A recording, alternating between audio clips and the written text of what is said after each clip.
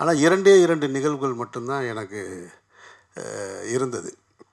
அது 2மே நடக்காமல் போயிடுச்சு. நடக்காமல் போயிடுச்சுன்னா, சைப்ரஸில் விருது வாங்கிட்டு வந்திருந்தேன் ராம் திரைப்படத்துக்கு. அப்போது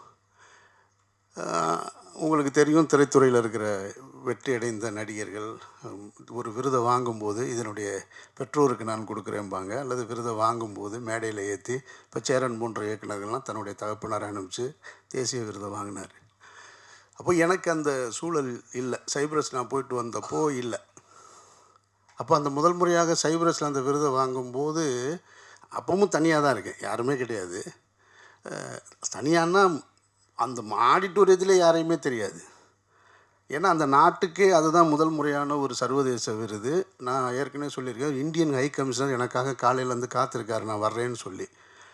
அவருக்கு சொல்லி இந்தியாவிலேருந்து ஒருத்தர் வர்றான், ஒரு ரீஜனல் லாங்குவேஜ்லேருந்து வர்றான். வந்த இடத்துல 2 அவார்டை வாங்கிட்டு இப்படி நின்றுக்கிட்டே இருக்கோம். பேசுவதற்கு கூட துணைக்கு ஆள் கிடையாது எனக்கு.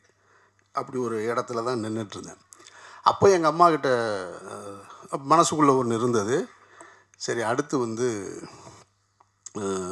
பருத்தி வீரன் திரைப்படம் எடுத்துக்கிட்டு இருக்கும்போது மனசுக்குள்ளே இருந்தது, இந்த படத்துக்கு ஒரு விருது கிடைக்கும்போது எங்கள் அம்மாவை கூட்டிகிட்டு போய் நான் உறுதியாக நம்பினேன். நான் ஸ்டேட் அவார்டு இந்த படத்துக்கு நான் வாங்கிடுவேன் அப்படின்ற நம்பிக்கை இருந்தது. ஆனால் துரதிருஷ்டவதமாக அன்றைய காலகட்டத்தில் இருந்த அரசியலில் பருத்தி வீரன் திரைப்படத்துக்கு எனக்கு ஸ்டேட் அவார்டு கொடுக்கல. சிறந்த படம், சிறந்த நாயகன், நாயகி, இசையமைப்பாளர், குணச்சித்திர நடிகர், சிறந்த படம் எல்லாம் இருக்குது. இயக்குனருக்குமான விருதை மட்டும் வேற ஒருத்தருக்கு கொடுத்தாங்க.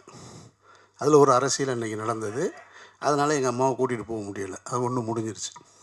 வெற்றியாளரை விதைக்கும் மண் SNS, வெற்றியாளரை உருவாக்கும் மண் SNS, வெற்றியின் மண் SNS, SNS இன்ஸ்டிடியூஷன்ஸ் கோவை.